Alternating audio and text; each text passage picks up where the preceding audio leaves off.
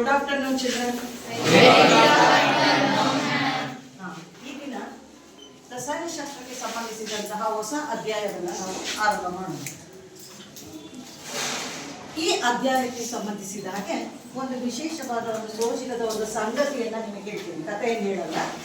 ಏನಪ್ಪಾ ಅಂತ ಹೇಳಿದ್ರೆ, ಲೋಹಗಳ ರಾಜ ಅಂತ ಹೇಳಿ ಯಾರನ್ನ ಕರೀತಾರೆ? ಯಾವ ಲೋಹವನ್ನ ಕರೀತಾರೆ ಗೊತ್ತಿದೆ? ಯಾವ್ದನ್ನ? ಚಿನ್ನ. ಇಷ್ಟಲ್ಲ ನಿಮಗೆ ಚಿನ್ನ ಅಂದ್ರೆ? ಹೆಸರಲ್ಲ, ಚಿನ್ನ ನಿಜ ಕೊಟ್ರೆ ಇಷ್ಟ ಆಗತ್ತೆ ತಾನೆ? ಇಷ್ಟ ಇದೆ. ಹಾಗಾಗಿ ಎಲ್ಲ ಲೋಹಗಳಿಗೆ ಹೋಲಿಸಿದಾಗ ಲೋಹಗಳನ್ನ ಚಿನ್ನದ ರಾಜ ಅಂತ ಹೇಳಿ ಕರೀತಾರೆ. ಇಂತಹ ಲೋಹವನ್ನ ಹೇಗಾದ್ರೂ ಮಾಡಿ ಡೂಪ್ಲಿಕೇಟ್ ಮಾಡೋಣ ಅಂತ ಹೇಳಿ, ಅಥವಾ ಕೆಲವೊಮ್ಮೆ ಪ್ರಯತ್ನ ಪಟ್ಟು ಮೋಸ ಆಗ್ತಾ ಇರೋದು ಅದೆಲ್ಲ ಗೊತ್ತಾಗ್ತಾ ಇದೆ ನಿಮಗೆ, ಪತ್ರಿಕೆಯಲ್ಲಿ ಮಾಧ್ಯಮದಲ್ಲಿ ನೋಡ್ತಿದ್ದೀವಿ. ಆದ್ರೆ ಇದಕ್ಕಿಂತ ಮೊದಲು ರಸಾಯನಶಾಸ್ತ್ರದ ವಿಜ್ಞಾನಿಗಳು ಕೃತಕವಾಗಿ ನಾವು ನಿಜವಾಗ್ಲೂ ಚಿನ್ನವನ್ನು ತಯಾರಿಸ್ಲಿಕ್ಕೆ ಸಾಧ್ಯನಾ ಅಂತ ಹೇಳಿ ಟ್ರೈ ಮಾಡಿ ಪ್ರಯತ್ನ ಪಟ್ಟು ಅದರಿಂದ ವಿಫಲರಾಗಿದ್ದರು. ಆದ್ರೆ ಜಗಸ್ಲೋವೇಕಿಯಾ ಮತ್ತು ಆಕ್ಸ್ಫರ್ಡ್ ಯೂನಿವರ್ಸಿಟಿಯ ಇಬ್ಬರು ಸೈಂಟಿಸ್ಟ್ ಹೇಗಾದ್ರೂ ಮಾಡಿ ನಾವೊಂದು ಚಿನ್ನ ತಯಾರು ಮಾಡೋಣ ಅಂತ ಹೇಳಿ ಯೋಚನೆ ಮಾಡಿ ಅವರು 2 ಲೋಹಗಳನ್ನ ಆಯ್ಕೆ ಮಾಡ್ಕೊಳ್ಳಿ. ಯಾವೆರಡು ಲೋಹಪ್ಪ ಅಂತ ಹೇಳಿದ್ರೆ ಸೋಡಿಯಂ ಮತ್ತೆ ಪೊಟ್ಯಾಷಿಯಂ. ಈ 2 ಲೋಹಗಳನ್ನ ಯಾವ ರೂಪದಲ್ಲಿ ಇರುತ್ತೆ? ನೀವು ಸೋಡಿಯಂ ನೋಡಿದ್ದು ತೋರಿಸಿದಿನ ಇಲ್ಲ? ಯಾವ ರೂಪದಲ್ಲಿ ಇರುತ್ತದ? ರೂಪದಲ್ಲಿರುವಂತಹ ಈ ಸೋಡಿಯಂ ಅಥವಾ ಪೊಟ್ಯಾಷಿಯಂ ಲೋಹವನ್ನು ತೆಗೆದುಕೊಂಡು ಅದನ್ನ ಕರಗಿಸಿ ದ್ರವ ರೂಪಕ್ಕೆ ತಂದು ಒಂದು ನಿರ್ವಾತ ಕೊಠಡಿ ಅಂತ ಹೇಳಿದ್ರೆ ಗಾಳಿ ಆಡದೇ ಇರುವ ಪ್ರದೇಶದಲ್ಲಿ ಆ ದ್ರವ ರೂಪದಲ್ಲಿ ಸೋಡಿಯಂ ಮತ್ತೆ ಪೊಟ್ಯಾಷಿಯಂ ಅನ್ನ ಇಡ್ತಾರೆ ಅವರಿಬ್ಬರು ವಿಜ್ಞಾನಿಗಳು. ಆ ಇಟ್ಟಂತಹ ಮಿಶ್ರಣಕ್ಕೆ ಏನ್ ಮಾಡ್ತಾರಪ್ಪ ಅಂತ ಹೇಳಿದ್ರೆ ನೀರಿನ ಬಾಷ್ಪವನ್ನ, ಆವಿಯನ್ನ ಹಾಯಿಸ್ತಾರೆ. ನೀರಿನ ಬಾಷ್ಪವನ್ನ ಹಾಯಿಸ್ತಾರೆ. ಆ ಬಾಷ್ಪವನ್ನ ಹಾಯಿಸಿದಾಗ ಆ ಬಾಷ್ಪ ಅಥವಾ ನೀರು ಏನಿದೆ ಆ ಸೋಡಿಯಂ ಮತ್ತು ಪೊಟ್ಯಾಷಿಯಂ ದ್ರವದ ಸೂತ್ರ ತೆಳುವಾದ ಒಂದು ಪೊರೆಯನ್ನ ಉಂಟು ಮಾಡುತ್ತೆ.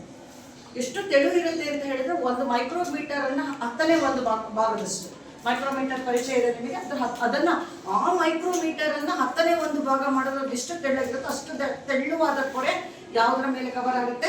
ಸೋಡಿಯಂ ಮತ್ತು ಪೊಟ್ಯಾಷಿಯಂ ದ್ರವದ ಮೇಲೆ ಕವರ್ ಆಗುತ್ತೆ. ಯಾವಾಗ ಪೊರೆ ಕವರ್ ಆಗುತ್ತೋ, ನೀರಿನ ಬಾಷ್ಪ ಉಂಟಾಗುತ್ತೋ, ಅದರ ಮೇಲೆ ಪೊರೆ ಉಂಟಾಗುತ್ತೋ, ತಕ್ಷಣ ಸೋಡಿಯಂ ಮತ್ತು ಪೊಟ್ಯಾಷಿಯಂನಲ್ಲಿ ಇದ್ದಂತಹ ಹೊರಕವಚದಲ್ಲಿದ್ದ ಎಲೆಕ್ಟ್ರಾನ್ಗಳು ಅದರ ಮೇಲೆ, ನೀರಿನ ಮೇಲೆ ಏನಾಗುತ್ತೆ? ವರ್ಗಾವಣೆ ಆಗುತ್ತೆ. ಅದು ಯಾವಾಗ ವರ್ಗಾವಣೆ ಆಗುತ್ತೋ ತತ್ಕ್ಷಣ ಆ ಹನಿ ಏನಾಗುತ್ತೆ? ಚಿನ್ನದ ರೂಪವನ್ನು ತಾಳಿದ ಹಾಗೆ ಕ್ಷಣ ಮಾತ್ರದಲ್ಲಿ ಭಾಸವಾಗುತ್ತೆ. ಸೇಮ್ ಚಿನ್ನ ನೋಡಿದ ರೀತಿಯಲ್ಲೇ ಹೊಳಪಿನಿಂದ ಭಾಸ ಆಗುತ್ತೆ. ಹಾಗಾದ್ರೆ ಪರ್ಮನೆಂಟ್ ಆಗಿ ಅದನ್ನು ಅವ್ರಿಗೆ ಚಿನ್ನ ಮಾಡ್ಲಿಕ್ಕೆ ಆಗಲಿಲ್ಲ. ಚಿನ್ನದ ಹನಿ ಅನ್ನುವಂಥ ರೀತಿಯಲ್ಲಿ ತಕ್ಷಣದಲ್ಲಿ ಅದು ಕಾಣಿಸಿ ಮಾಯ ಆಗುತ್ತೆ. ಸಪೋಸ್ ಏನಾದರೂ ಆ ರೀತಿ ಚಿನ್ನವನ್ನ ತಯಾರು ಮಾಡಲಿಕ್ಕೆ ಸಾಧ್ಯ ಆಗಿದ್ದಿದ್ರೆ ಏನಾಗ್ತಿತ್ತು? ಆಗ ನಿಮಗೆ ಚಿನ್ನ ಅಂದ್ರೆ ಇಷ್ಟನ ಮಕ್ಕಳೇ ಅಂತ ಹೇಳಿದ್ರೆ ನೀವೇನಾದ್ರೂ ಹೇಳ್ತಿದ್ರಾ? ಏನ್ ಹೇಳ್ತಿದ್ರೆ? ಎಲ್ಲರಿಗೂ ಚಿನ್ನ ಸಿಕ್ತಿತ್ತು. ಯಾವಾಗ ಚಿನ್ನಕ್ಕೆ ದುಬಾರಿ ಬೆಲೆ ಹೇಳಿ? ಎಲ್ಲಿ ಕಡಿಮೆ ಸಿಗ್ತಾ ಇದೆ, ಯಾವಾಗ ನಮಗೆ ಅದು ಅವೈಲಬಿಲಿಟಿ ಕಡಿಮೆ ಇರುತ್ತೋ ಆಗಂದ್ರೆ ನಮಗೆ ಅದು ಸರಿಯಾಗಿ ಕಡಿಮೆ ಪ್ರಮಾಣದಲ್ಲಿ ದೊರೀತಾ ಇದೆ ಅಂತ ಹೇಳಿದ್ರೆ ಅದಕ್ಕೆ ಬೇಡಿಕೆ ಏನಾಗಿರುತ್ತೆ? ಜಾಸ್ತಿ ಆಗಿರುತ್ತೆ. ಸಪೋಸ್ ಆ ವಿಜ್ಞಾನಿಗಳು ತಯಾರು ಮಾಡಿದ ಹಾಗೆ ಯಾವುದಾದ್ರೂ ಒಂದು ಲೋಹಗಳನ್ನ ಬಳಸಿ ನಾವು ಅದನ್ನು ನಿಜವಾಗಿ ಚಿನ್ನ ಮಾಡಲಿಕ್ಕೆ ಪ್ರಯತ್ನ ಪಟ್ಟಿದ್ದಾಗಿದ್ರೆ ಅದು ಈಗಿನ ನಿಜವಾದ ಚಿನ್ನಕ್ಕೆ ಇರುವಷ್ಟು ಏನು ವ್ಯಾಲ್ಯೂ, ಈಗ ನಾವೆಲ್ಲ ಚಿನ್ನ ಅಂತ ಹೇಳಿದ್ರೆ ತುಂಬಾ ಖುಷಿ ಪಡ್ತೀವಲ್ಲ, ಅಷ್ಟು ಬೆಲೆಯನ್ನು ಅಲ್ಲಿ ನಾವು ಉಳಿಸ್ಕೊಳ್ಳಿಕ್ಕೆ ಆಗ್ತಾ ಇರಲಿಲ್ಲ ಚಿನ್ನಕ್ಕೆ. ಆದರೆ ಆ ರೀತಿಯಲ್ಲಿ ತಯಾರು ಮಾಡುವಲ್ಲಿ ಈಗಲೂ ಸಹ, ಇಂದಿನವರೆಗೂ ಸಹ ನಮಗೆ ಚಿನ್ನದ ರೀತಿಯಲ್ಲೇ ಬೇರೆ ಕಡಿಮೆ ಕೀಳು ಲೋಹಗಳನ್ನು ತೆಗೆದುಕೊಂಡು ಅದನ್ನು ಚಿನ್ನದ ರೂಪಕ್ಕೆ ಪರಿವರ್ತಿಸಲಿಕ್ಕೆ ಇದುವರೆಗೂ ಸಹ ಸಾಧ್ಯ ಆಗಿಲ್ಲ. ಹಾಗಾಗಿಯೇ ಚಿನ್ನವನ್ನು ನಾವು ಏನಂತ ಹೇಳಿರ್ತೀವಿ? ಲೋಹಗಳ ರಾಜ ಅಥವಾ ರಾಜರ ರಾಜ ಅಂತ ಹೇಳ್ಬೋದು. ಯಾಕಂತ ಹೇಳಿದ್ರೆ ಚಿನ್ನ ಎಲ್ಲರಿಗೂ ಸಹ ಅಚ್ಚುಮೆಚ್ಚಾಗಿರುವಂತಹ ಒಂದು ಲೋಹ ಆಗಿದೆ. ಹಾಗಾಗಿ ಚಿನ್ನ ಅಂತ ಹೇಳಿದ್ರೆ ಅದನ್ನ ಲೋಹ ಅಂತ ಹೇಳ್ತೀರಾ? ಲೋಹ ಅಂತೀರ? ನಾನೇ ಮೊದಲು ಹೇಳಿದ್ದೀನಿ, ಏನದು? ಲೋಹ. ಹಾಗಾದ್ರೆ ಇನ್ನೊಂದು ಅಲೋಹಕ್ಕೊಂದು ಉದಾಹರಣೆ ಹೇಳಿ ನೋಡೋಣ. Oxygen, hydrogen, nitrogen. ನಾನು ಚಿನ್ನಕ್ಕೆ ಲೋಹ ಅಂತ ಹೇಳಿದ್ರೆ ಚಿನ್ನ ಅಂತ ನಾನೊಂದು ಉದಾಹರಣೆ ಹೇಳಿದ್ದೇನೆ. ಹಾಗಾದ್ರೆ ಲೋಹಕ್ಕೆ ಇನ್ನೊಂದೆರಡು ಲೋಹಗಳ ಹೆಸರನ್ನ ಹೇಳಿ. ಆಕ್ಸಿಜನ್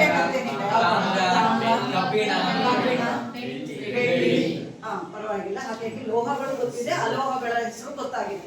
ಈಗ ಈ ದಿನ ನಾವು ಮಾಡ್ತಾ ಇರುವಂತಹ ಪಾಠ ಯಾವುದಪ್ಪ ಅಂತ ಹೇಳಿದ್ರೆ ನಿಮಗೆ ಭಾಗ 2ರಲ್ಲಿ ಇರುವಂತಹ ರಸಾಯನಶಾಸ್ತ್ರದ ಪಾಠಗಳು ಯಾವುದಪ್ಪ ಅಂತ ಹೇಳಿದ್ರೆ ಯಾವ ಪಾಠ ಇದೆ ಅಂತ ನೋಡಿದ್ದೀರಾ?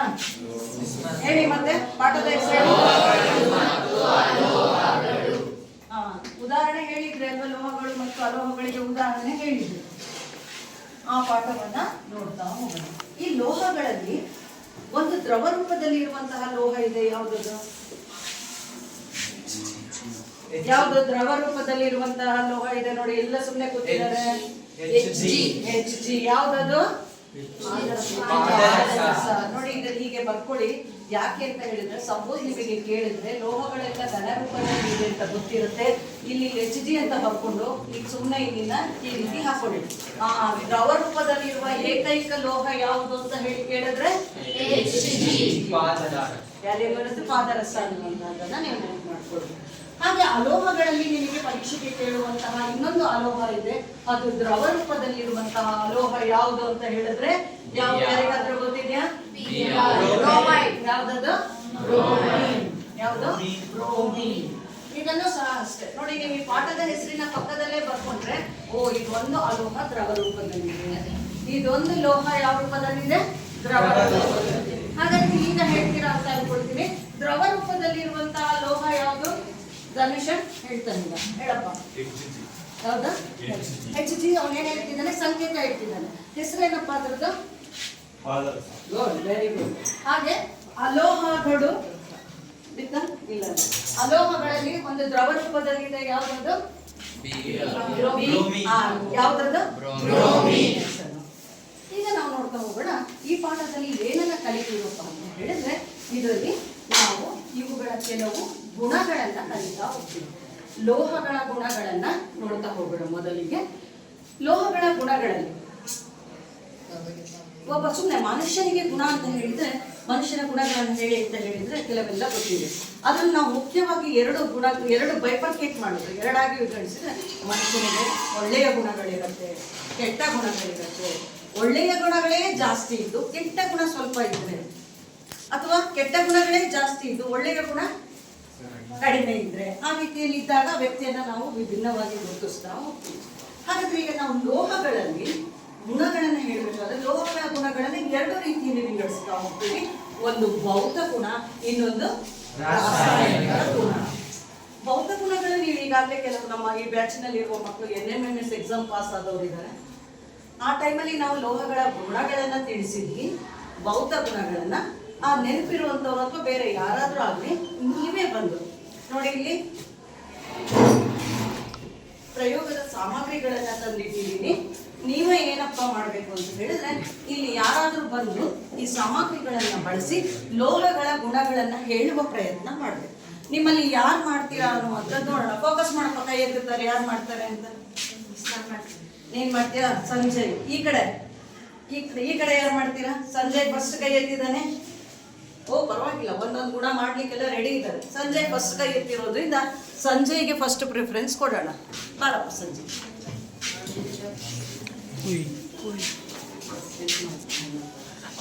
ಏಮಂತ ಸ್ವಲ್ಪ ಹೆಲ್ಪ್ ಮಾಡಕ್ ಬರೋ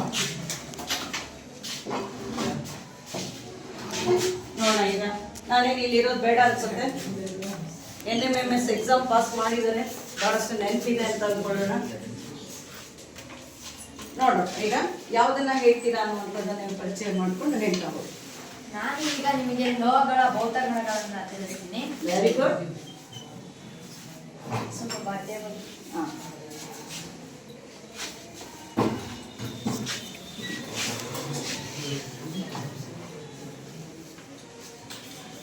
ಹಾಗಾದ್ರೆ ಇಲ್ಲಿ ಲೋಹಗಳಂದ್ರೆ ಯಾವುವು? ಯಾರಾದ್ರೂ ಒಬ್ಬರು ಹೇಳ್ತೀರಾ ಲೋಹಗಳು ಯಾವ್ಯಾವ ಇದಾವೆ ಅಂತ? ನೀರಜ್ ಹೇಳು. ಕಬ್ಬಿಣ, ಬೆಳ್ಳಿ, ತಾಮ್ರ, ಬಂಗಾರ. ಆಯ್ತಾಯ್ತು, ನೀನ್ ಹೇಳು. ಪರವಾಗಿಲ್ಲ, ಹೇಳಿದ್ರೆ. ಲೋಹಗಳು ಕೊಠಡಿಯ ಉಷ್ಣದಲ್ಲಿ ಘನ ರೂಪದಲ್ಲಿರುತ್ತೆ. ಲೋಹಗಳು ಹೆಂಗಿರುತ್ತೆ ಹೇಳ್ರಿ?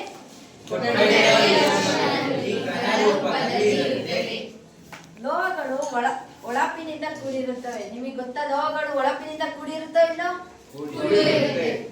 ಹಾಗಾದ್ರೆ ಅದು ಒಂದು ಭೌತ ಗುಣ ಅಲ್ವಾ ಅದ್ರದ್ದು? ಏನ್ ಬೇಕಿತ್ತಪ್ಪ? ಈಗ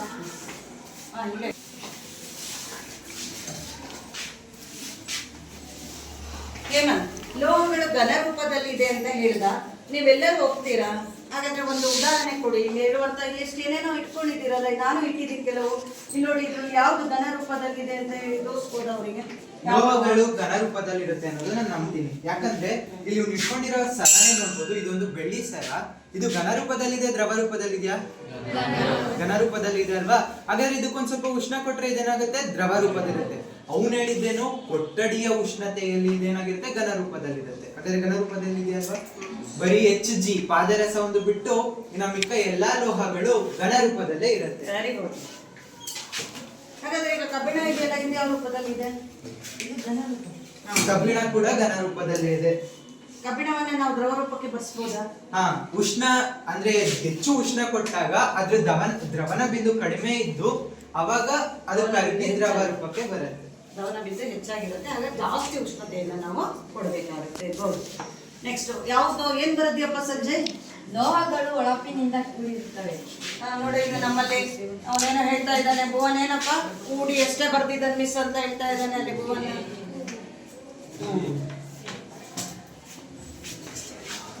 ಲೋಹಗಳು ಅಂತ ನೀವು ಸೇರಿಸ್ಕೊಳ್ತಾ ಹೋಗಿ. ಎರಡನೇ ಗುಣ ಯಾವ್ದೋ ಹೇಳ್ತಾನೆ, ನೀನ್ ಫಸ್ಟ್ ಗುಣ ಹೇಳ್ಬೇಡಪ್ಪ, ನೀನ್ ಅವರಿಗೆ ಹೇಳು, ಅವರೇ ಗುಣ ಐಡೆಂಟಿಫೈ ಮಾಡ್ತೀರಾ ಮಕ್ಕಳೇ? ಅವ್ರು ಕೇಳಲ್ಲಿ ಐಡೆಂಟಿಫೈ ಮಾಡ್ತೀರಾ? ಈಗ ಅವ್ನು ಯಾವ ಗುಣ, ಅವ್ನು ಪ್ರಯೋಗ ತೋರಿಸ್ತಾನೆ, ಯಾವ ಗುಣ ಅಂತ ನೀವು ಹೇಳ್ಬೇಕು. ನಾನೀಗ ಒಂದು ಪ್ರಯೋಗ ತೋರಿಸ್ತೀನಿ, ಅದರಿಂದ ನೀವು ಲೋಹಗಳ ಗುಣನ ಕಂಡುಹಿಡಿಯಿರಿ.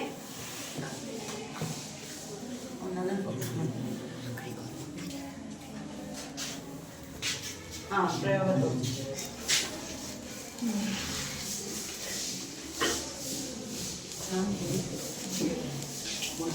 ಅಲ್ಲವನ್ ಏನ್ ಮಾಡ್ತಾ ಇದ್ದಾನೆ? ಮಧ್ಯಸಾರ ದೀಪನ ಹಚ್ಕೊಳ್ತಾ ಇದ್ದಾನೆ. ನೆಕ್ಸ್ಟ್ ಏನ್ ಮಾಡ್ತಾನೆ ನೋಡಿ. ಹಾಗೆ ನಾನೀಗ ಒಂದ್ ನಿಮಿಷ, ಯಾಕೆ ಮಧ್ಯಸಾರ ದೀಪ ಹಚ್ಕೊಂಡ್ರೆ? ಇದ್ರಲ್ಲಿ ನಾವು ಮಾಡೋ ಪ್ರಯೋಗ ಕ್ಲೀನಾಗಿ ಕಾಣ್ತೀವಿ. ಯಾಕಂದ್ರೆ ಅದ್ರಲ್ಲಿ ಕಾರ್ಬನ್ ಅಣುಗಳು ಉಳಿಯಲ್ಲ ಮತ್ತು ಯಾವುದೇ ಪ್ರಯೋಗ ಮಸಿ ಇರಲ್ಲ, ಅಂದ್ರೆ ಮಸಿ ಅಂಶ ಬರೋದಿಲ್ಲ. ಆದ್ರಿಂದ ಪ್ರಯೋಗವನ್ನ ನಾವು ಸುಲಭವಾಗಿ ಮತ್ತು ಕ್ಲಿಯರ್ ಆಗಿ ವೀಕ್ಷಣೆ ಮಾಡಬಹುದು. Very good. ಬಾರಪ್ಪ ಹೇಮಂತ್, ಬಾ ಹತ್ರ ಬಾ, ಏನಾಗಲ್ಲ. ನೋಡಿ, ಅವನೇನೋ ಒಂದು ಪ್ರಯೋಗ ಮಾಡ್ತಾ ಇದ್ದಾನೆ, ವೀಕ್ಷಿಸಿ. ಜೊತೆಗೆ ಮಕ್ಕಳನ್ನು ಫೋಕಸ್ ಮಾಡಪ್ಪ, ನೋಡೋಣ.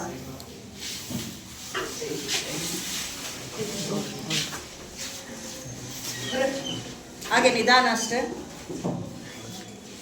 ನೋಡಿ, ಪ್ರಯೋಗ ವೀಕ್ಷಣೆ ಮಾಡಿ. ಅವನೇನ್ ಮಾಡ್ತಾ ಇದ್ದಾನೆ, ಒಂದು ತಂತಿ ತಗೊಂಡಿದ್ದಾನೆ, ಅದಕ್ಕೊಂದೆರಡು ಮೂಂಬತ್ತಿಯ ಡ್ರಾಪ್ ಗಳನ್ನ ಬಿಟ್ಟು ಅದನ್ನ ಆ ತಂತಿಗೆ ಚುಚ್ಕೊಂಡಿದ್ದಾನೆ.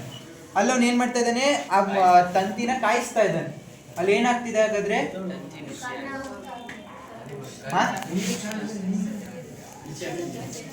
ಬಿಸಿ ಆಗ್ತಿದೆ. ಬಿಸಿ ಆಗಲ್ಲಿ ಏನಾಗ್ತಿದೆ? ಮೂಂಬತ್ತಿ ಕರಗ್ತಾ ಇದೆ. ಹಾಗಾದ್ರೆ ಲೋಹಗಳು ಏನ್ ಹೇಳ್ಬೋದು? ಲೋಹಗಳು ಉಷ್ಣವಾಹಕ. Very good, very good. ಹೇಳ್ತಾ ಇದ್ದಲ್ಲ ನೋಡಿ, ಇನ್ನೊಂದು ಪಾಯಿಂಟ್ ಬರೀತಾ ಇದ್ದಾರೆ. ಒಂದು ಪಾಯಿಂಟ್ ನೀವೇ ಕಂಡುಹಿಡಿದ್ರಿ, ಲೋಹಗಳು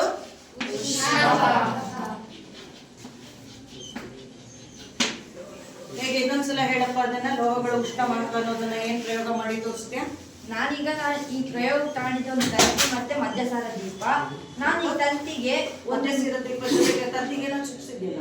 ಅದೇ ಮೇಣದ ಬತ್ತಿನ ನಾನು ಸ್ವಲ್ಪ ಸಣ್ಣ ಸಣ್ಣ ಕಣ ಮಾಡಿ ಅದನ್ನ ಡ್ರಾಪ್ ನ ಹಾಕಿ ಅದು ಚುಚ್ಕೊಂಡಿದ್ದೆ. ಅದಕ್ಕೆ ನಾನು ತೋರಿಸಿದ್ದೆ. ಅವಾಗ ನಾನು ಇದು ಮಧ್ಯಸಾರ ದೀಪಕ್ಕೆ ಇಳಿದಾಗ ನಾನು ಇಲ್ಲಿಗೆ ಉಷ್ಣ ಕೊಟ್ರೆ ಇಲ್ಲಿರೋ ಮೇಣಬತ್ತಿ ಕರಗ್ತು, ಹಂಗಾದ್ರೆ ಇಲ್ಲಿಂದ ಉಷ್ಣ ಇಲ್ಲಿಗೆ ಬಂತು. ಹಾಗಾದ್ರೆ ಲೋಹಗಳು ಉಷ್ಣವಾಹಕ ಅಂತ ನಮಗೆ ಈ ಪ್ರಯೋಗದಿಂದ ತಿಳಿದಿದೆ. ಈಗ ನಾವು ನೆಕ್ಸ್ಟ್ ಇನ್ನೊಂದು ಪ್ರಯೋಗ ಮಾಡೋಣ, ಅದರಿಂದ ನಮಗೆ ಇನ್ನೊಂದು ತಿಳಿಯುತ್ತೆ.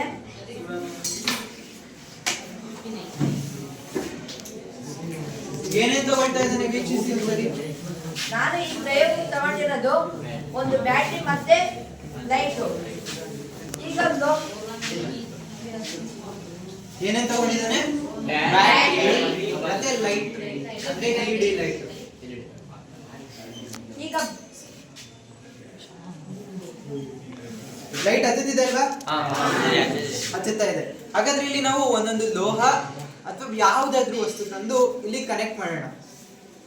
ಇಲ್ಲಿ ಹತ್ತುತ್ತಾ ಇದೆ ಬಲ್ಪು, ಅದನ್ನ ಜೋಡಿಸಿದಾಗ ಫುಲ್ ಮಂಡಲ ಪೂರ್ಣ ಆಗಿ ಈ ಲೈಟ್ ಹತ್ತುತ್ತಾ ಅಂತ ನೋಡೋಣ. ಈಗ ನಾನು ಇಲ್ಲಿಗೆ ಒಂದು ಪ್ಲಾಸ್ಟಿಕ್ ಕಡ್ಡಿ ಇಡ್ತಿದ್ದೀನಿ, ಇದರಿಂದ ವಿದ್ಯುತ್ ಹರಿಯುತ್ತಾ ನೋಡೋಣ ಬನ್ನಿ. ನೋಡಿ, ಯಾರಿಗಾದ್ರೂ ಡೌಟ್ ಇದ್ರೆ ನಾವು ನೆಟ್ಟಿಗೆ ಟಚ್ ಮಾಡ್ತಾ ಇಲ್ಲ ಅಂತ ಡೌಟ್ ಇದ್ರೆ ಬಂದ್ ಮಾಡ್ಬೋದು. ಬಲ್ಪ್ ಹತ್ತುತ್ತಾ ಇದೆಯಾ? ಹಾಗಾದ್ರೆ ಪ್ಲಾಸ್ಟಿಕ್ ವಾಹಕನ ಅವಾಹಕನ? ಬೇರೆ ತಗೊಳ್ಳೋಣ. ನಾನು ಇಲ್ಲಿಗೊಂದು ಮರದ ಕಡ್ಡಿ ತಗೊಂಡಿದ್ದೀನಿ. ಬಲ್ಪ್ ಹತ್ತುತ್ತಿದ್ಯಾ? ಹಾಗಾದ್ರೆ ಇದು ವಾಹಕನ ಅವಾಹಕನ? ನಾನು ಇವಾಗ ಇಲ್ಲಿಗೊಂದು ತಾಮ್ರದ ತಂತಿ ತಗೊಂತ ಇದ್ದೀನಿ. ಲೈಟ್ ಹತ್ತುತ್ತಾ ಇದೆಯಾ?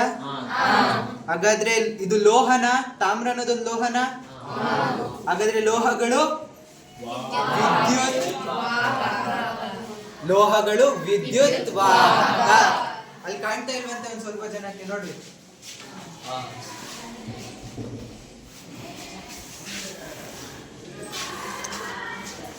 ಹಾಗಾದ್ರೆ ಲೋಹಗಳು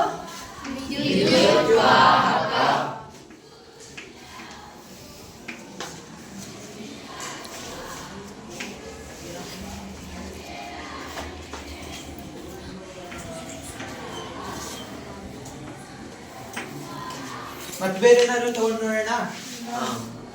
ಇಲ್ಲಿ ನಿಮ್ ಕೈಗೆ ಹಾಕ್ತಿರಲ್ಲ ಒಂದು ಕಡ್ಡಿ ತರದ್ದು, ಅದನ್ನ ನೋಡೋಣ. ಅದು ಲೋಹನ? ಇದು ವಿದ್ಯುತ್ ಹರಿತಾ ಇದೆಯಾ? ಹಾಗಾದ್ರೆ ಏನು? ಲೋಹಗಳು ವಿದ್ಯುತ್ ವಾಹಕ. ಹಾಗಾದ್ರೆ ಲೋಹಗಳ ಮೂಲಕ ವಿದ್ಯುತ್ ಹರಿಯುತ್ತಾ ಇಲ್ಲೋ? ಚಾಪಿಸ್ ಇಟ್ಟು ನೋಡೋಣ.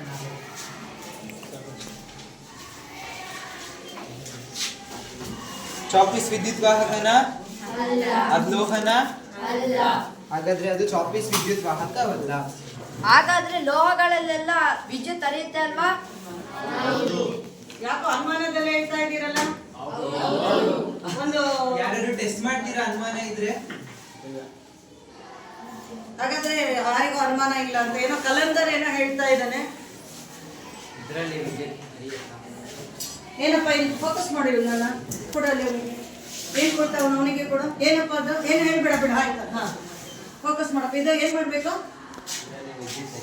ವಿದ್ಯುತ್ ಹರಿಯುತ್ತಾ ಇಲ್ಲ ಚೆಕ್ ಮಾಡ್ಬೇಕಂತೆ ಕೊಟ್ಟಿದ್ದಾನೆ ನೋಡಿ.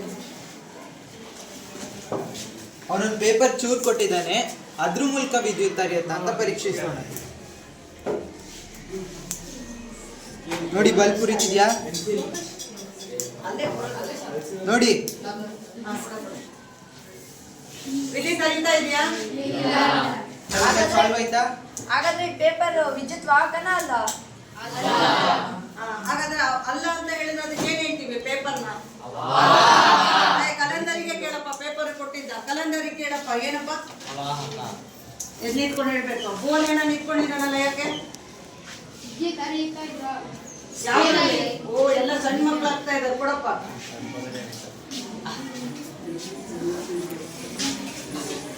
ವಿದ್ಯುತ್ ಹರಿತಾ ಇದೆಯಾ? ಹಾಗಾದ್ರೆ ಸ್ಕೇಲ್ ಇದು ವಿದ್ಯುತ್ ವಾಹಕನ?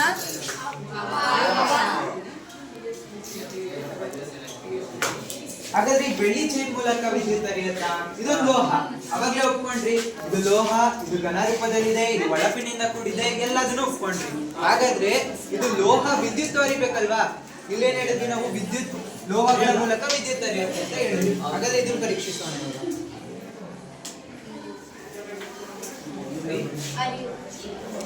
ಲೋಹಗಳು ವಿದ್ಯುತ್ ವಾಹಕ. ಈ ಬೆಳ್ಳಿ ಚೈನಲ್ಲೇ ನೋಡ್ಬೋದು ಎಲ್ಲಾನು ಲೋಹಗಳು ಒಳಪಿನಿಂದ ಕೂಡಿದೆ. ಲೋಹ ಉಷ್ಣವಾಹಕ, ಇದು ಉಷ್ಣವಾಹಕ ಅಂದ್ರೆ ಇಲ್ಲಿ ಬೆಂಕಿ ಕೊಟ್ಟರೆ ನಿಮಗೆ ಸುಡುತ್ತಲ್ವ ನಿಮಗೆ. ಲೋಹಗಳು ವಿದ್ಯುತ್ ವಾಹಕ, ಘನ ರೂಪದಲ್ಲಿದೆ. ಇನ್ನು ಏನೇನ್ ಭೌತ ಗುಣ ಇದೆ ಅಂತ ಹೇಳ್ತಾ ಹೋಗ್ತಾನೆ. ನೋಡಿ, ಚಿನ್ನ ಇದು ಒಳಪಿನಿಂದ ಕೂಡಿದೆ. ಇದು ಚಿನ್ನ. ಚಿನ್ನ ಒಂದು ಲೋಹನ? ಇದು ಒಳಪಿನಿಂದ ಕೂಡಿದ್ಯಾ? ಘನ ರೂಪದಲ್ಲಿದ್ಯಾ? ಉಷ್ಣವಾಹಕನ? ವಿದ್ಯುತ್ ವಾಹಕನ? ಪರೀಕ್ಷಿಸೋಣ.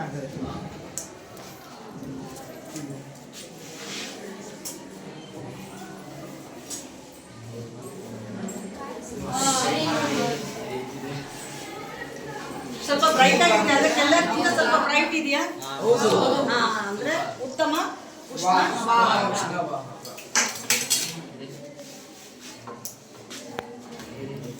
ನಾವು ಈಗ ನೆಕ್ಸ್ಟ್ ಲೋಹದ ಭೌತಗಳನ್ನ ತಿಳ್ಕೊಳ್ಳೋಣ.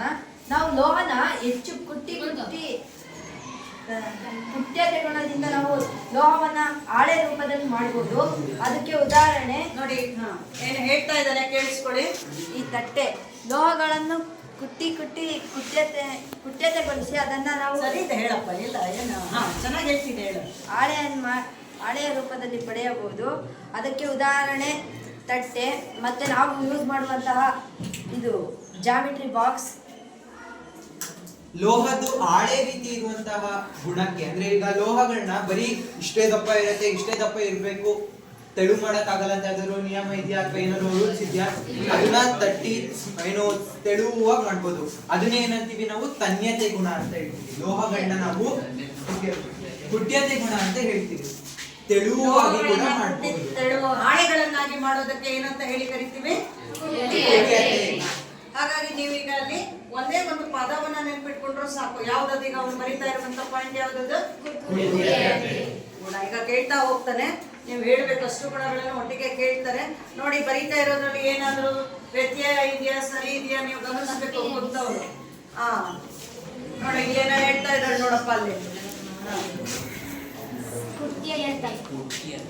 ತಪ್ಪಂದ್ರೆ ಏನ್ ಮಾಡ್ಬೇಕಿತ್ತು? ಸರಿ ಮಾಡ್ದ ನೀನು. ನೋಡಿ ಅವ್ನು ಹೇಳೋದು. ಕುಟ್ಯತೆ ಗುಣ ಒಂದಿದೆ. ಇವಾಗ ನಾವು ಲೋಹಗಳು ಮತ್ತೊಂದು ಗುಣ ಹೊಂದಿದೆ. ಲೋಹಗಳ ಜೊತೆಗೆ ಬೇರೆ ಒಂದೆರಡು ವಸ್ತುಗಳನ್ನ ತೋರಿಸಿ ಮಾಡಿ.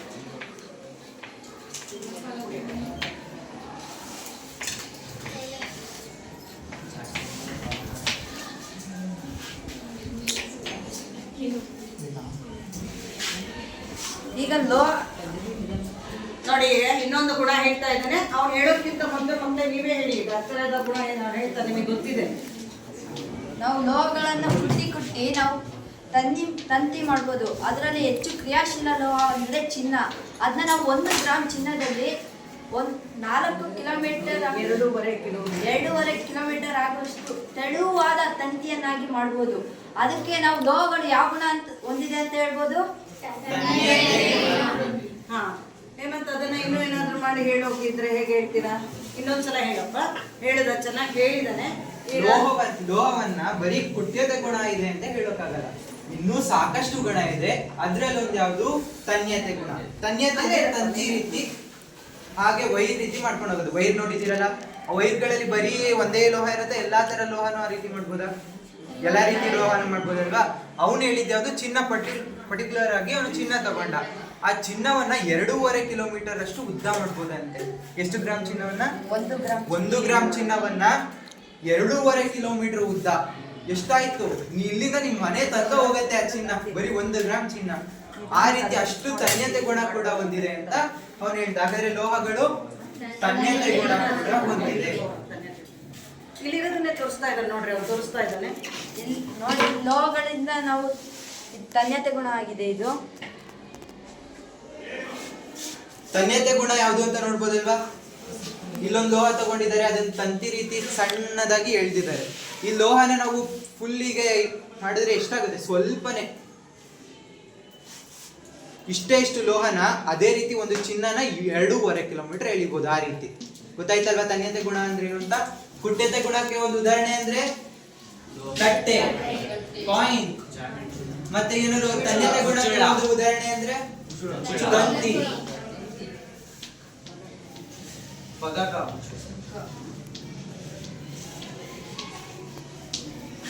ನೋಡೋಣ, ಈಗ ಅವ್ನು ಬರೆಯೋಷ್ಟೊತ್ತಿಗೆ ಕೆಲವರಿಗೆ ಪಾಯಿಂಟ್ಸ್ ಕೇಳಪ್ಪ. ಯಾವ್ದಾದ್ರು ಒಬ್ಬೊಬ್ರು ಒಂದೊಂದು ಕ್ವಶನ್ ಕೇಳ್ತಾ ಹೋಗು. ಈ ಲೋಹದಲ್ಲಿ ಎಲ್ಲ ನೋಡ್ಬೋದು ಅಂತ ಹೇಳಿದೆ. ಒಂದೆರಡು ಕುಟ್ಯತೆ ಮತ್ತೆ ತನ್ಯತೆ ಗುಣ ಬಿಟ್ಟು ಇನ್ನೆಲ್ಲ ನೋಡ್ಬೋದಲ್ವಾ? ಹಾಗಾದ್ರೆ ಒಬ್ರೊಬ್ರೆ ತನ್ಯತೆ ಕುಟ್ಯತೆ ಸಹ ಇದೆ. ಅದೀಗ ನೋಡಿ, ಲೋಹವನ್ನ ಅವನು ಅದು ಉದ್ದ ತರ ತಂತಿ ಇದೆ ತಾನೆ ಅಲ್ಲಿ, ಅಲ್ಲಪ್ಪ ಇದೆಯಲ್ಲ. ಮತ್ತೆ ಒಂದೇ ಒಂದು ಇದ್ರಲ್ಲಿ ಒಂದು ಕಣ ನೋಡಿದ್ರೆ ಇದನ್ನ ತನ್ಯತೆ ಗುಣನು ಕುಟ್ಯತೆ ಗುಣನು ನೋಡ್ಬೋದು. ಡಿಸೈನ್ ಮಾಡ್ಬೇಕು ಅಂತ ಹೇಳಿದ್ರೆ ಕುಟ್ಲಬೇಕಲ್ವಾ? ತನ್ಯತೆ ಕುಟ್ಯತೆ ಎಲ್ಲವನ್ನು ಸಹ ಅಲ್ಲಿ ತೋರಿಸ್ತಾ ಇದ್ದಾರೆ. ಒಬ್ರೊಬ್ರೆ ಎದ್ದು ಈ ಚೈನ್ ನ ಒಂದೊಂದು ಗುಣ ಹೇಳ್ತಾ ಹೋಗಿ. ಹಾಗಾದ್ರೆ ಒಬ್ರೇ ದೊಡ್ಡ್ರಿ ಚೈನ್ ಚೈನ್ ಮೀನ್ಸ್ ಲೋಹ. ಗುಡ್, ಸರಿ ಮಾಡ್ತಾರೆ. ಹೇಳಿ ನೋಡಪ್ಪ, ಈ ಕಡೆ ಫೋಕಸ್ ಮಾಡಿ, ಯಾರು ಉತ್ತರ ಹೇಳ್ತಾರೆ ನೋಡೋಣ. ಒಬ್ರದಲ್ಲಿ ಸುಮ್ಮನೆ ಹೇಳ್ಬಿಟ್ಟು ಕೂತ್ಕೊಳ್ಳಿ. ಹೊಳಪಿನಿಂದ ಕೂಡಿದೆ. ಯಾರು ಹೇಳಿಲ್ಲ ಅವ್ರು ಹೇಳ್ತಾ ಹೋಗ್ತಾರೆ. ಲೋಹಗಳು ಕೇತ ಗುಣ ಹೊಂದಿದೆ. ಗುಡ್. ಘನ ರೂಪದಲ್ಲಿದೆ. ಲೋಹಗಳು ವಿದ್ಯುತ್ ವಾಹಕಗಳು.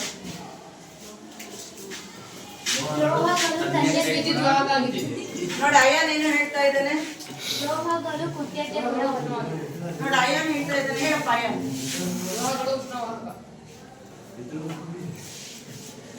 ಯಾವ ಗುಣಗಳನ್ನ ತಿಳ್ಕೊಂಡು ಕೇಳು. ಈಗ ಇಷ್ಟು ಎಲ್ಲ ಗುಣಗಳು ಲೋಹದ ಯಾವ ಗುಣ ಅದು? ಲೋಹಗಳ ಗುಣ. ಯಾಕೆ ಲೋಹಗಳು ಹೊಳಪಿನಿಂದ ಕೂಡಿದೆ ಅಂತ ಕೂಡಲೇ ಒಪ್ಕೊಂಡ್ರಿ? ಎಲ್ಲ ಲೋಹಗಳು ಹೊಳಪಿನಿಂದ ಇರತ್ತೆ ಅಂತ ನೋಡಿದ್ದೀರಾ ನೀವು? ನೋಡಿದ್ದೀರಾ ಅಲ್ವಾ? ಚಿನ್ನ ಆಗಿರ್ಬೋದು, ಬೆಳ್ಳಿ ಆಗಿರ್ಬೋದು, ತಾಮ್ರ ಆಗಿರ್ಬೋದು, ಶೈನಿಂಗ್ ಇರುತ್ತಲ್ವಾ? ಮೇಲೆ ಆಕ್ಸೈಡ್ ಫಾರ್ಮೇಶನ್ ಆಗದೆ ಇದ್ರೆ, ತುಕ್ಕಿಡದೆ ಇದ್ರೆ ಹೊಳಪೇ ಇರುತ್ತೆ. ಯಾಕೆ ಹೊಳಪಿರುತ್ತೆ? ಯಾಕೆ ಹೊಳಪಿರುತ್ತೆ? ಇವರಿಬ್ರಿಗೆ ಗೊತ್ತಿದೆ, ಯಾಕೋ ಸ್ವಲ್ಪ ಗಾಬರಿ ಆದ್ರಷ್ಟೇ. ಮೇಲ್ಮೈ ಏನಾಗಿರುತ್ತೆ? ಲೋಹಗಳ ಮೇಲ್ಮೈ ಏನಾಗಿರುತ್ತೆ? ಏನಿರುತ್ತೆ ಹೇಳಿ. ಒಳಗಡೆಯಿಂದ ಕೂಡಿದೆ ಅಂತ ಹೇಳಿದ್ರೆ ಏನಾಗಿರುತ್ತೆ? ತುಂಬಾ ನುಣುಪಾಗಿರುತ್ತಾ? ಹಾ, ನೋಡಿ ಈಗ ಹೇಳ್ತಾ ಇದ್ದಾರೆ. ಲೋಹಗಳ ಮೇಲ್ಮೈ ಏನಾಗಿರುತ್ತೆ? ತುಂಬಾ ನುಣುಪಾಗಿರುತ್ತೆ. ನುಣುಪಾದ ಮೇಲ್ಮೈಗೆ ಬೆಳಕಿನ ಕಿರಣಗಳು ಬಂದಾಗ ಏನಾಗುತ್ತಪ್ಪ ಅಂತ ಹೇಳಿದ್ರೆ ಅದು ಸಮಾಂತರವಾಗಿ ಮತ್ತೆ ಪುನಃ ಏನಾಗುತ್ತೆ? ಪ್ರತಿಫಲಿಸುತ್ತೆ. ಆ ಪ್ರತಿಫಲಿತ ಕಿರಣ ನಮ್ಮ ಕಣ್ಣ ಮೇಲೆ ಬೀಳುತ್ತೆ. ಅವಾಗ ಏನಾಗುತ್ತೆ? ನಮಗೆ ಇದು ಹೊಳಪಿನಿಂದ ಕೂಡಿರುವಂತಹದ್ದು. ಸಮಾಂತರವಾಗಿ ಆ ಕಿರಣ ಪ್ರತಿಫಲಿಸೋದ್ರಿಂದ ಹೊಳಪಿನಿಂದ ಕೂಡಿದೆ ಅಂತ ಹೇಳಿ ಗೊತ್ತಾಗ್ತಾ ಹೋಗುತ್ತೆ. ಇಷ್ಟು ತಿಳ್ಕೊಂಡಂತ ನಾವು ಭೌತ ಗುಣಗಳನ್ನ ಏನು ಪಾಠದಲ್ಲಿದೆ ಅಥವಾ ನಾನು ಏನು ಹೇಳ್ಬೇಕಂತಿದ್ದೆ ಅಷ್ಟನ್ನು ಸಹ ಉದಾಹರಣೆ ಸಮೇತ ಪ್ರಯೋಗ ಸಹಿತ ಉತ್ತಮವಾಗಿ ನಿರ್ವಹಿಸಿದೆ. ಹಾಗಾದ್ರೆ ಇನ್ನೊಂದು ಗುಣ ಅಂತ ಅನ್ನುವಂಥದ್ದು, ಲೋಹಗಳ ಇನ್ನೊಂದು ಗುಣವನ್ನ ನಾವು ತಿಳಿತಾ ಹೋಗೋಣ. ಯಾವ ಗುಣ ಅದು? ಭೌತ ಗುಣ ತಿಳಿಸಿದ್ಯಲ್ಲಪ್ಪ. ಇನ್ನೊಂದು ಗುಣ ಯಾವ್ದಿದೆ? Very good. ಏನದು? ರಾಸಾಯನಿಕ ಗುಣಗಳು. ಈಗ ನಾವು ಲೋಹಗಳ ಭೌತ ಗುಣ ತಿಳ್ಕೊಂಡ್ವಿ. ಇವಾಗ ಲೋಹಗಳ ಇನ್ನೊಂದು ಗುಣ ಇದೆ, ಅದನ್ನ ಈಗ ತಿಳಿಸ್ಕೊಡೋದು ಏನಂತ ಬರ್ತಿದ್ದಾನೆ. ನಾನು ಇವಾಗ ಲೋಹಗಳ ರಾಸಾಯನಿಕ ಗುಣ ಬರೀತಾ ಇರ್ತೀನಿ, ನೀನು ಒಂದೊಂದಾಗಿ ಪ್ರಯೋಗ ಮಾಡ್ತಾ ಇದ್ದೀನಿ. ಹಾಗಾದ್ರೆ ಇದುವರೆಗೂ ನಾವು ಲೋಹಗಳ ಭೌತ ಗುಣವನ್ನ ತಿಳ್ಕೊಂಡ್ವಿ. ನೆಕ್ಸ್ಟ್ ಯಾವುದು? ಲೋಹಗಳ ರಾಸಾಯನಿಕ ಗುಣ. ರಾಸಾಯನಿಕ ಗುಣಗಳಲ್ಲಿ ನಾವು ನೋಡ್ತಾ ಹೋಗೋಣ. ಫಸ್ಟ್ ಇದು ಗಾಳಿಯೊಂದಿಗೆ ವರ್ತಿಸಿದಾಗ. ಯಾವುದು? ಲೋಹ ಗಾಳಿಯೊಂದಿಗೆ ವರ್ತಿಸಿದಾಗ. ಇಲ್ಲಿ ನಾನು ಲೋಹ ತಗೊಳ್ಬೇಕಲ್ವಾ? ಲೋಹನ ಗಾಳಿ ಜೊತೆ ವರ್ತಿಸಬೇಕಾಗಿರೋದು. ಇಲ್ಲಿ ನಾನು ಮೆಗ್ನೀಷಿಯಂ ಲೋಹ ತಗೊಳ್ತೀನಿ. ಮೆಗ್ನೀಷಿಯಂ ಲೋಹ ತಗೊಳ್ತೀನಿ. ಇದನ್ನ ಗಾಳಿಯೊಂದಿಗೆ ವರ್ತಿಸ್ಬೇಕಂದ್ರೆ ಒಂದ್ ಸ್ವಲ್ಪ ಉಷ್ಣ ಕೊಡ್ತೀನಿ. ಗಾಳಿಯಲ್ಲಿ ಏನಿರುತ್ತೆ? ಪರ್ಟಿಕ್ಯುಲರ್ ಆಗಿ ನೋಡೋದಾದ್ರೆ ಆಕ್ಸಿಜನ್. ಆಕ್ಸಿಜನ್ ಜೊತೆ ದಹಿಸಿದಾಗ ಮಾತ್ರ ಅದು ಗಾಳಿಯೊಂದಿಗೆ ವರ್ತಿಸೋಕ್ಕಾಗೋದು. ಹಾಗಾದ್ರೆ ಇಲ್ಲಿ ನಾನು ಮಧ್ಯಸಾರ ದೀಪ ತಗೊಂಡಿದ್ದೀನಿ.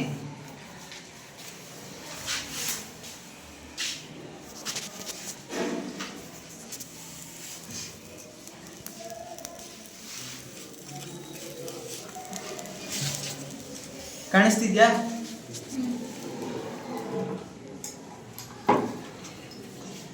ಇದು ಮೆಗ್ನೀಷಿಯಂ. ನೋಡಿದಿರಲ್ಲ ಮೆಗ್ನೀಷಿಯಂ ಎಷ್ಟೋ ಸಲ ತೋರಿಸಿದಾರಲ್ಲ.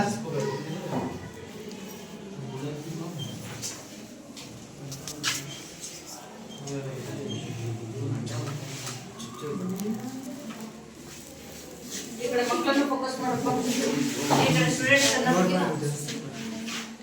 ಯಾವ ಕ್ರಿಯೆ ನೀಡಿ ಯಾವ್ದು ವರ್ತಿಸ್ತಾ ಇದೆ? ಯಾವ್ಯಾವ್ದು ವರ್ತಿಸ್ತಾ ಇದೆ ಮಕ್ಕಳ? Mg ಮತ್ತೆ ಮೆಗ್ನೀಷಿಯಂ ಮತ್ತು ಆಕ್ಸಿಜನ್. ಯಾಕೆ ಎಲ್ಲರೂ ಈಗ ಏನ್ ತೋರಿಸಿದವ್ ನಾವು? ಮೆಗ್ನೀಷಿಯಂ ಯಾವ್ದ್ರ ಜೊತೆಗೆ ವರ್ತಿಸಿದೆ? ಆಕ್ಸಿಜನ್ ಜೊತೆಗೆ ವರ್ತಿಸಿದಾಗ ಕೊನೆಯಲ್ಲಿ ಏನ್ ಬಂತ? ಕಪ್ಪು ಬೂದಿ ಬಂತ? ಬಿಳಿ ಬೂದಿ ಬಂತ? ಈಗ ಹೇಮಂತ್ ಮಾಡಿದಾಗ ಏನಾಯ್ತದು? ಕಪ್ಪು ಬೂದಿ. ಯಾಕೆ ಕಪ್ಪು ಬೂದಿ ಬಂತು? ನಿಜವಾಗ್ಲೂ ಏನ್ ಬರುತ್ತೆ? ನೀವು ಪ್ರಯೋಗ ನೋಡಿದ್ದೀರಲ್ಲ, ನೀವು ಮಿಸ್ ಆಗಿ ಪೇಪರ್ ಅನ್ನ ಬಿಟ್ಟಿದ್ರಲ್ಲಿ ಹಾಗೆ ಬಿಟ್ಟಿದ್ರಿಂದ ಹಾಗಾಗಿದೆ. ಹಾಗಾದ್ರೆ ಆ ಬಿಳಿ ಬೂದಿ ಅನ್ನುವಂಥದ್ದು ಏನಾಗಿತ್ತದು? Magnesium oxide. ಹಾಗಾದ್ರೆ ಇಲ್ಲಿ ಸೂತ್ರ ಯಾವ್ದಾದ್ರು ಬಂದು ಬರೀತೀರಾ? ಯಾವ್ದಾದ್ರು ತಗೊಂಡಿದ್ವಿ, ಯಾವ್ಯಾವ ತಗೊಂಡಿದ್ವಿ ಅಂತ ನೀನು ಬರ್ದಿರಪ್ಪ ಅಕ್ಷರದಲ್ಲಿ. ಅವ್ರು ಬಂದು ಸೂತ್ರ ಬರೀಲಿ. ಏನೇನ್ ತಗೊಂಡಿದ್ದ ಹೇಳ್ರಿ, ಹೇಳಿ ಸೌರ ಹತ್ರನೇ. ಗಾಳಿಯಲ್ಲಿ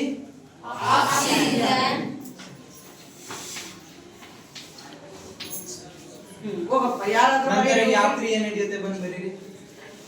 ಯಾರಿಗಾರು ಕರಿ. ಹಾ ಬಂದಲ್ಲ.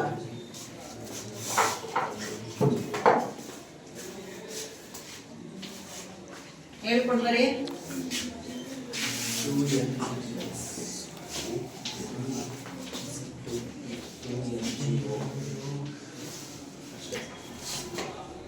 ಬರ್ದಿರೋ ಸಮೀಕರಣ ಸರಿ ಇದೆ, ಹಾಗಾದ್ರಲ್ಲಿ ಏನಾದ್ರೂ ತಪ್ಪಿದೆ ನೋಡಿ. ಎಲ್ಲ ಒಂದೇ ಸೈಜ್ ಅಲ್ಲಿ ಬರ್ತಿದ್ದಾನೆ, ಅದನ್ನೇನ್ ಮಾಡ್ಬೇಕು? ಬೇಡ, ಅಲ್ಲಿ ಮೇಲ್ ಬರಿಯಪ್ಪ, ಅಳಿಸ್ಬೇಡ. ನೀನೇ ಬೇರೆ ಬರಿ, ಅವಾಗ ಗೊತ್ತಾಗುತ್ತೆ. ನೋಡಿ ಬರೀತಿದ್ದಾನೆ, ಹೇಗ್ ಬರೀಬೇಕು ಸಮೀಕರಣ ಅಂತ. ಗುಡ್.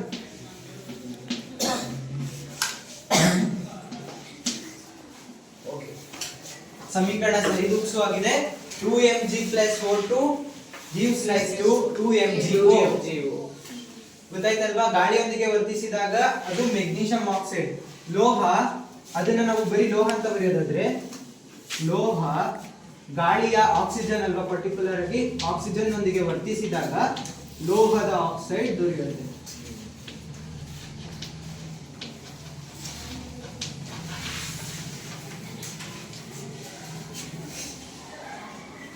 ಈಗ ನೆಕ್ಸ್ಟ್ ಒಂದು ರಾಸಾಯನಿಕ ಗುಣ ತಿಳ್ಕೊಂಡ್ವಿ, ಲೋಹ ಗಾಳಿಯ ಜೊತೆ ವರ್ತಿಸುತ್ತೆ ಅಂತ ತಿಳ್ಕೊಂಡ್ವಿ. ಹಾಗಾದ್ರೆ ನೆಕ್ಸ್ಟ್ ಲೋಹ ನೀರಿನೊಂದಿಗೆ ವರ್ತಿಸುತ್ತೆ ಅನ್ನೋದನ್ನ ನೋಡೋಣ.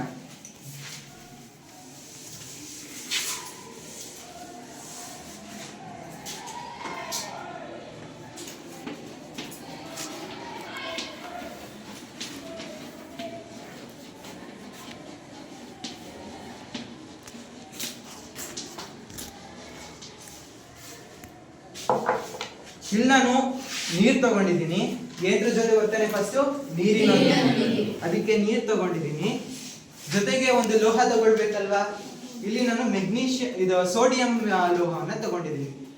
ಈ 118 ಲೋಹಗಳಲ್ಲಿ ಬರೀ 2 ಲೋಹ, 18 ಧಾತುಗಳಲ್ಲಿ ಬರೀ 2, ಅದರಲ್ಲಿ ಲೋಹ, ಅಲೋಹ ಮತ್ತು ಲೋಹ ಭಾಗಗಳನ್ನ ನಾವು ವಿಭಾಗಿಸ್ತೀವಿ. ಅದರಲ್ಲಿ ಲೋಹಗಳಲ್ಲಿ ಬರೀ 2 ಲೋಹಗಳನ್ನ ಮಾತ್ರ ನಾವು ಚಾಕು ಅಥವಾ ಕೈಯಿಂದ ಕೂಡ ಕೀಳ್ಬೋದು, ಚಾಕುವಿಂದ ಕಟ್ ಮಾಡ್ಬೋದು. ಅದರಲ್ಲಿ ಸೋಡಿಯಂ ಒಂದು ಮತ್ತು ಇನ್ನೊಂದು ಪೊಟ್ಯಾಷಿಯಂ. ಇಲ್ಲಿ ಸೋಡಿಯಂ ತಗೊಂಡಿದ್ದೀನಿ, ಇದು ಸೋಡಿಯಂ. ಇದು ನಾವು ಗಾಳಿಯೊಂದಿಗೆ ವರ್ತಿಸುತ್ತೆ ಮತ್ತೆ ನೀರಿನೊಂದಿಗೆ ಬೇಗ ವರ್ತಿಸುತ್ತೆ ಅಂತ ಸೀಮೆ ಎಣ್ಣೆ ಒಳಗೆ ಇಟ್ಟಿರ್ತೀವಿ. ಕೈಯಲ್ಲೇ ಮುರಿದೆ ನಾನು, ಹೌದಾ? ಚಾಕುವಲ್ಲೂ ಕಟ್ ಮಾಡ್ಬೋದು, ಬೇಕಾದ್ರೆ ತೋರಿಸಿ ಅಂದ್ರೆ ತೋರಿಸ್ತೀನಿ.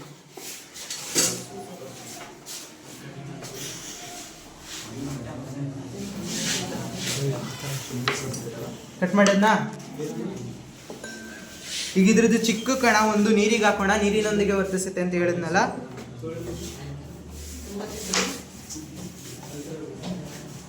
ಚಿಕ್ಕ ಕಣ, ಜಾಸ್ತಿ ಹಾಕಿದ್ರೆ ಬ್ಲಾಸ್ಟ್ ಆಗ್ಬೋದು, ಅದಕ್ಕೆ ಚಿಕ್ಕದಾಗ್ತಾ ಇದ್ದೀನಿ. ನೋಡಿ, ಕಾಣ್ತಿದ್ಯಾ?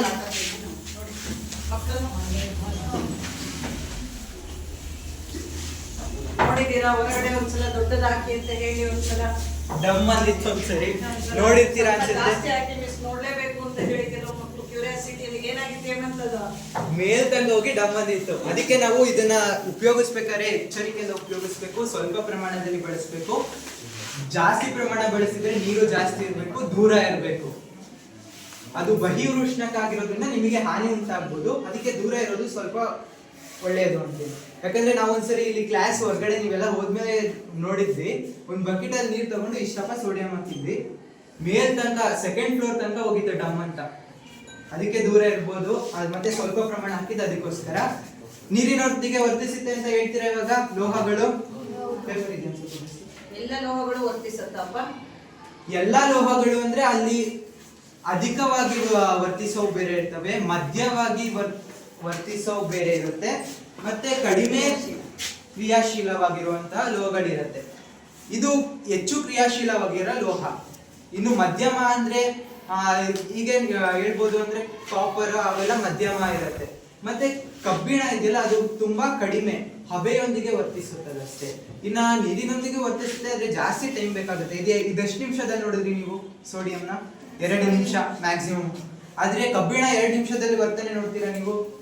ಯಾವ್ದೇ ಮಾಮೂಲಿ ನೀರಲ್ಲಿ ಕಬ್ಬಿಣ ಬೇಗ ವರ್ತಿಸ್ಬಿಡತ್ತಾ? ಇಲ್ಲ, ಅದಕ್ಕಿಲ್ಲ. ಒಂದು ಕಬ್ಬಿಣದ ಮೊಳೆ ತಗೊಳಪ್ಪ. ಇದು ಕಬ್ಬಿಣನೇ ಅಲ್ವಾ?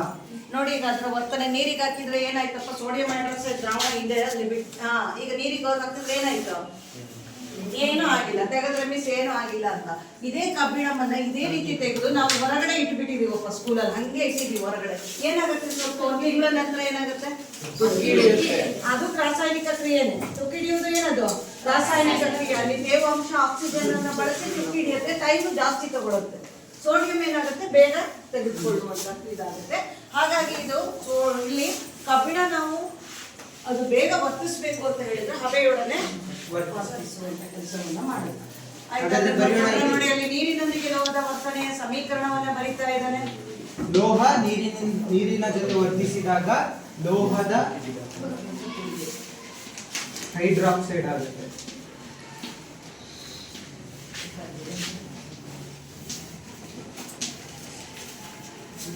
ಹಾಗಾದ್ರೆ ಇಲ್ಲಿ ನಾನು ಏನೇನು ತಗೊಂಡಿದ್ದೆ ಅಂತ ಬರಿತೀನಿ, ಮತ್ತೆ ಯಾರು ಬಂದು ಆ ಸಮೀಕರಣನ ಈ ರೀತಿ ಬರೆದು ತೋರಿಸಿ. ಏನ್ ತಗೊಂಡಿದೆ, ಸೋಡಿಯಂ ಡೈರೆಕ್ಟ್ ಬರ್ಬಿಡಪ್ಪ ಅಂದ್ರೆ Na, ಮತ್ತೆ ನೀರು ಏನ್ ಹೇಳಿ, H2O.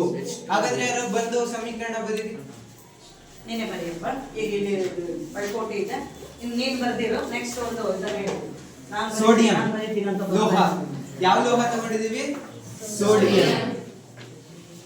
ನೀರಿನ ಅಣು ಸೂತ್ರ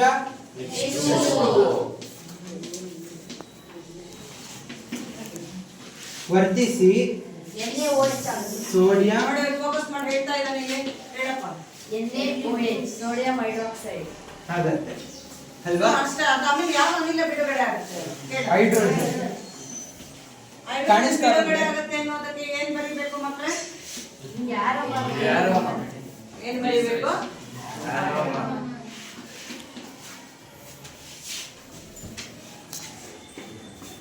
ಈಗ ನೀರಿನೊಂದಿಗೆ ವರ್ತಿಸುತ್ತೆ ಅಂತ ನೋಡಿದ್ವಿ. ನೆಕ್ಸ್ಟ್ ನಾವು ಲೋಹ ಆಮ್ಲದೊಡನೆ ವರ್ತಿಸುತ್ತಾ ಅಂತ ನೋಡೋಣ. ಇಲ್ಲಿ ಒಂದು ಪ್ರಣಾಳ ತಗೊಂಡಿದ್ದೀನಿ ನೋಡಿ, ತುಂಬಾ ಇಂಟ್ರೆಸ್ಟಿಂಗ್ ಆಗಿದೆ, ತೋರಿಸ್ತಾ ಇದ್ದಾನೆ.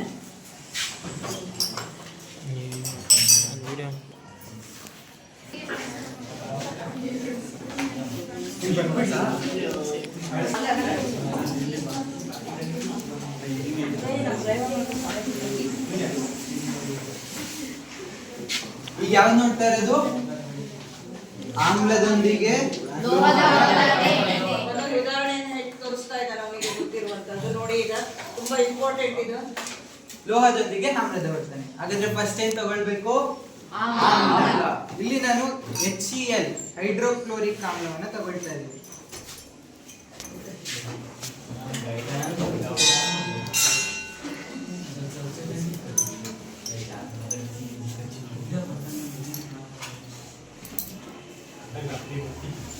ಯಾವ ಆಮ್ಲ ಇದು, ಈಗ ಇದಕ್ಕೆ ಲೋಹ ಹಾಕ್ಬೇಕು ಅಲ್ವಾ. ಆಮ್ಲದೊಂದಿಗೆ ಲೋಹದ ವರ್ತನೆ. ಇಲ್ಲಿ ಲೋಹದಲ್ಲಿ ನಾನು ಜಿಂಕ್ ಮೆಟಲ್, ಯಾವುದು ಜಿಂಕ್ ತಗೊಳ್ತಾ ಇದ್ದೀನಿ. ನೋಡಿ ಫೋಕಸ್ ಮಾಡಿ. ಇಲ್ಲಿ ಹೊಗೆ ಬರ್ತಾ ಇದೆ ಅಲ್ಲ, ಯಾವ್ದು ಹೊಗೆ ಬರ್ತಾ ಇದೆ, ಯಾವುದು ಹೈಡ್ರೋಜನ್. ನಾವು ಪರೀಕ್ಷಿಸಬೇಕಿದೆ, ಹೈಡ್ರೋಜನ್ ಅಂತ ಪರೀಕ್ಷಿಸೋಣ. ಹಾಗಾದ್ರೆ ಇಲ್ಲಿ ಆಕ್ಸಿಜನ್ ಆಗಿದ್ದಿದ್ರೆ ಇಲ್ಲಿ ಆಕ್ಸಿಜನ್ ಉತ್ಪತ್ತಿ ಆಗ್ಬೋದು. ಆಕ್ಸಿಜನ್ ಆದ್ರೆ ಯಾವುದೇ ಬೆಂಕಿಯನ್ನ ಉರಿಲಿಕ್ಕೆ ಸಹಾಯ ಮಾಡುತ್ತೆ. ಹೈಡ್ರೋಜನ್ ಆದ್ರೆ ತಾನೇ ಉರಿದು ಹತ್ಕೊಳ್ಳುತ್ತೆ. ಹಾಗಾದ್ರೆ ಇಲ್ಲಿ ಪರೀಕ್ಷಿಸೋಣ.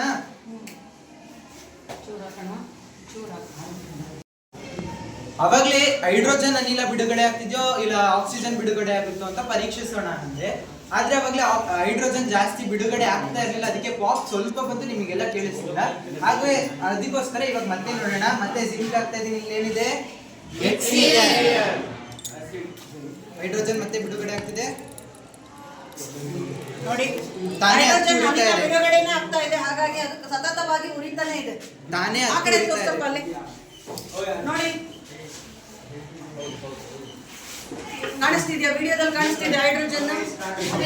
ನೋಡಿ, ಅದು ಇದು ಹತ್ರ ಇದೆಯಪ್ಪ, ಟೆಸ್ಟ್ ಟ್ಯೂಬ್ ಅಲ್ಲಿ ಬೆಂಕಿ ಇರೋದು ಕಾಣಿಸ್ತಿದ್ಯಾ. ನೋಡಿ, ಇನ್ನು ಹೈಡ್ರೋಜನ್ ತಾನೇ ಹತ್ಕೊಂಡು ಉರಿತಾ ಇದೆ.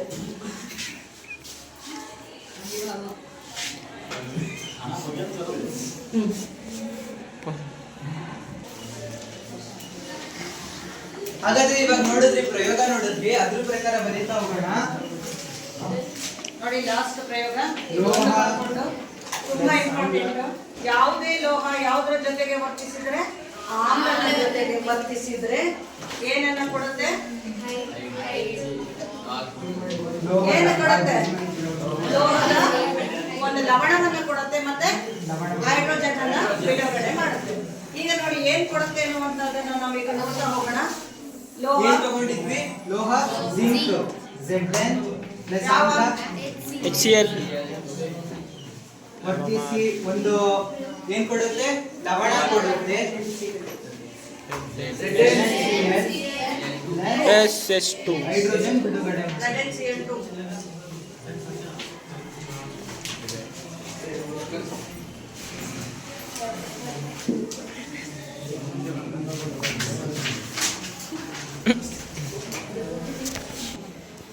ಈಗ ನಾವು ಲೋಹಗಳ ರಾಸಾಯನಿಕ ಗುಣಗಳ ಬಗ್ಗೆ ತಿಳ್ಕೊಂಡ್ವಿ. ಹಾಗಾದ್ರೆ ಯಾವ್ಯಾವು?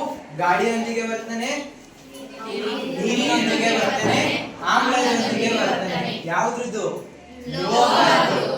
ಹಾಗಾದ್ರೆ ಇವಾಗ ಕ್ವಶನ್ಸ್ ಕೇಳಲ್ಲ ನಾನೊಂದ್ ಸ್ವಲ್ಪ ಈ ರಾಸಾಯನಿಕ ವರ್ತನದ ಮೇಲೆ.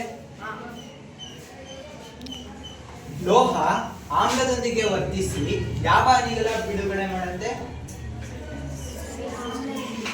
ಹೇಳಬೇಕು. ಹೈಡ್ರೋಜನ್ ಅನಿಲವನ್ನ ಉತ್ಪತ್ತಿ ಮಾಡುತ್ತೆ.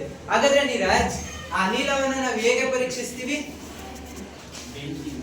ಅದು ಯಾವ ಶಬ್ದ ಬರುತ್ತೆ? ಪಾಪ್ ಶಬ್ದ ಬರುತ್ತೆ. ಮತ್ತೆ ನೆಕ್ಸ್ಟ್ ಕೂತ್ಕೊಳ್ರಿ, ಚೆನ್ನಾಗಿ ಹೇಳಿದ್ರಿ.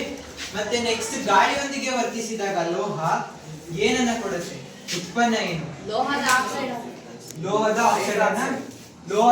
ಆಕ್ಸೈಡ್ ಅನ್ನ ಉತ್ಪತ್ತಿ ಮಾಡುತ್ತೆ. ಮತ್ತೆ ಲೋಹ ನೀರಿನೊಂದಿಗೆ ವರ್ತಿಸಿದಾಗ ಬಿಡುಗಡೆ ಆಗುತ್ತೆ. ಮತ್ತೆ ಲೋಹದ ಹೈಡ್ರೋಕ್ಸೈಡ್ ಉತ್ಪತ್ತಿ ಮಾಡುತ್ತೆ. ಹಾಗಾದ್ರೆ ನಾವು ಇವಾಗ ರಾಸಾಯನಿಕ ಗುಣ ತಿಳ್ಕೊಂಡ್ವಿ, ಭೌತ ಗುಣ ಕೂಡ ತಿಳ್ಕೊಂಡ್ವಿ. ಅದನ್ನ ನೀವು ಹೋಮ್ವರ್ಕ್ ಬರ್ಕೊಂಡ್ ಬರ್ತೀರಾ ನೀವೆಲ್ಲ? ನಾಳೆ ಕೇಳಿದಾಗ ಮತ್ತೆ ಹೇಳ್ತೀರಲ್ವಾ? ಲೋಹಗಳು ಒಳಗಿನಿಂದ ಕೂಡಿದೆ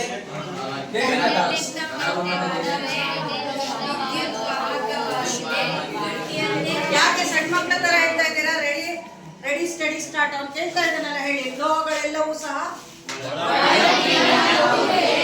ಲೋಹಗಳ ಕೊಠಡಿಯ ಉಷ್ಣತೆಯಲ್ಲಿ ಲೋಹಗಳು ತಂತಿಯನ್ನ ಮಾಡಬಹುದು. ಆ ಗುಣಕ್ಕೆ ಏನ್ ಹೇಳ್ತಾರೆ? ಲೋಹಗಳನ್ನ ಕುಟ್ಟಿ ಹಾಳೆಯನ್ನಾಗಿ ಮಾಡಬಹುದು. ಅದಕ್ಕೆ ಏನ್ ಹೇಳ್ತಾರೆ? ಲೋಹಗಳನ್ನ ಬಿಸಿ ಮಾಡಿದಾಗ ಏನಾಯ್ತು ಅಂದ್ರೆ ಮೇಣದ ಬತ್ತಿ ಕರಗಿದ್ದು ಸಂದೇಶ ತೋರಿಸ್ತಾ, ಹಾಗಾಗಿ ಏನಂತ ತಿಳಿಬಹುದು? ಉಷ್ಣ. ಹಾಗಾಗಿ ನಾವು ಯಾರು ಪ್ಲಾಸ್ಟಿಕ್ ಮರದ ಪಾತ್ರೆ, ಪ್ಲಾಸ್ಟಿಕ್ ಪಾತ್ರೆ ಸ್ಟವ್ ಮೇಲೆ ಇಡಲ್ಲ. ಯಾವ ಪಾತ್ರೆಯಲ್ಲಿ ಇಡ್ತೀವಿ? ಲೋಹದ ಇಡ್ತೀವಿ. ಆ ತರದ ಲೋಹದ ಗುಣಗಳನ್ನ ನೀವು ಹೇಳ್ಬೇಕು. ಈ ದಿನ ನಾನು ಕ್ಲಾಸ್ ಮಾಡೋಣ ಅಂತ ಹೇಳಿ ಬಂದೆ, ಆದ್ರೆ ನೀವೇ ನೋಡಿ ಸಂಜಯ್ ಮತ್ತು ಹೇಮಂತ್ ಇಡೀ ಸಂಪೂರ್ಣ ತರಗತಿಯನ್ನ ಅವರು ಮುಗಿಸಿಕೊಟ್ಟಿದ್ದಾರೆ. ಹಾಗಾಗಿ ಅಷ್ಟು ಚೆನ್ನಾಗಿ 8th ಅಲ್ಲಿ ಕಲ್ತಿರೋದು, 9th ಅಲ್ಲಿ ಕಲ್ತಿರುವಂತ ಭೌತ ಮತ್ತು ರಾಸಾಯನಿಕ ಗುಣಗಳನ್ನ ತಿಳಿಸಿದ್ದಾರೆ. ಅದಲ್ಲದೆ ಕೆಲವು ರಾಸಾಯನಿಕ ಗುಣಗಳನ್ನ ಮತ್ತೆ ನಾನು ಮುಂದಿನ ತರಗತಿಯಲ್ಲಿ ಹೇಳ್ತೀನಿ. ಜೊತೆಗೆ ಲೋಹಗಳು ಅವುಗಳು ಯಾವ ರೀತಿಯಲ್ಲಿ ಯಾವ ಆಧಾರದ ಮೇಲೆ ಅದು ವರ್ತಿಸುತ್ತೆ ಎನ್ನುವಂತಹ ಅನುಗುಣವಾಗಿ ಅವುಗಳ ಕ್ರಿಯಾಶೀಲತೆಯ ಸರಣಿಯನ್ನು ಸಹ ಇದೆ. ಅದನ್ನು ಅತ್ಯಂತ ಸರಳವಾಗಿ ನೆನಪಿಟ್ಟುಕೊಳ್ಳುವಂತಹ ವಿಧಾನದ ಮೂಲಕ ನಾವು ತಿಳಿಸಿಕೊಡ್ತೀವಿ.